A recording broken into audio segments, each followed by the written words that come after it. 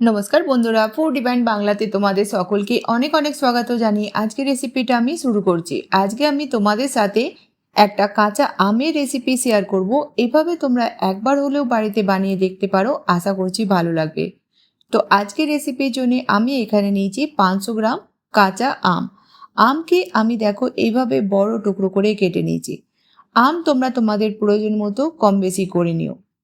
এবার আমরা একটা মশলা বানিয়ে নেব। দিয়ে দেব এখানে 1.5 চামচ Kashmiri red chilli powder, half চামচ হলুদ গুঁড়ো, 1.5 চামচ দেব এখানে ধনিয়া পাউডার, হাফ চামচ গরম মশলা, আর দিয়ে দেব এখানে 1 বড় চামচ ভরে এখানে রসুন গ্রেট করে। আমি রসুনগুলোকে গ্রেট করে নিয়েছি, তোমরা চাইলে ছোট ছোট টুকরো করেও নিতে পারো। দিয়ে দিলাম এখানে অল্প একটু জল আর ভালো করে মশলাটাকে মিক্স করে নেব। তো ভালো করে মিক্স হয়ে গেছে, এবার যাব নেক্সট স্টেপে। একটা কড়াইতে নিয়ে নেব জল। আমি এখানে 2 কাপ জল দিলাম।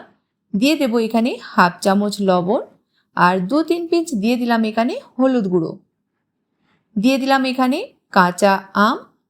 গ্যাসের ফ্লেমটা মিডিয়াম করে দেব আর 3 মিনিটের জন্য আমগুলোকে সিদ্ধ করে নেব। অনেক বেশি সফট করতে হবে না, বাস 3 মিনিট পর আমরা এগুলোকে ছেঁকে তুলে নেব। তো 3 মিনিট পর আমরা একটা পেতেতে ছেঁকে নেব। এবার কড়াইতে নিয়ে নিলাম 3 চামচ তেল। তেল গরম হয়ে গেলে দিয়ে দেব এখানে হাফ চামচ মেথি দানা, 1 চামচ মৌরি, দেব এখানে হাফ চামচ কালো জিরে, একটা তেজপাতাকে 2 টুকরো করে দিয়ে দিলাম। এবার দিয়ে দেব এখানে একটা মিডিয়াম সাইজের পেঁয়াজকে পাতলা স্লাইস করে কেটে। গ্যাসের ফ্লেমটা মিডিয়াম করে দেব আর পেঁয়াজকে ভেজে নেব যতক্ষণ না পেঁয়াজের কালার চেঞ্জ হয়ে যাচ্ছে। পেঁয়াজ যখন ভাজা হয়ে যাবে আমরা দিয়ে দেব এখানে যে মশলাটা আমরা মিক্স করে রেখেছিলাম। অল্প একটু কাপেতে জল দিয়ে দেব মশলাতে আর ভালো করে 4-5 মিনিট মশলাটাকে আমাদের কষাতে হবে যতক্ষণ না মশলার সাইড থেকে তেল আলাদা দেখা যাচ্ছে। দিয়ে দিলাম এখানে হাফ চামচ লবণ। বন্ধুরা, আজকের রেসিপিটা তোমরা কোন গ্রাম থেকে বা কোন শহর থেকে দেখছো আমাকে কমেন্ট বক্সে অবশ্যই বলো। আর আজকের রেসিপিটা তোমরা একবার হলেও বাড়িতে বানিয়ে দেখতে পারো। রুটি বা যার সঙ্গে মর্জি তোমরা এটা খেতে পারবে, খেতে কিন্তু দারুণ লাগে। 4-5 মিনিট হয়ে গেছে মশলাটাকে ভাজতে। আমাদের মশলাটা দেখেই বুঝতে পারছো খুব ভালোভাবে ভাজা হয়ে গেছে। দিয়ে দিলাম এখানে সিদ্ধ করে রাখা আম। দেব এখানে হাফ চামচ কালা নমক। এর থেকে কালো নমক এখানে দিলে পরে কিন্তু আমের যেই চাটনিটা বানাচ্ছি এর টেস্ট অনেকটাই বেড়ে যায়।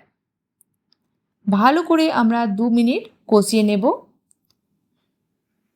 এবার দিয়ে দেব এখানে হাফ কাপ জল।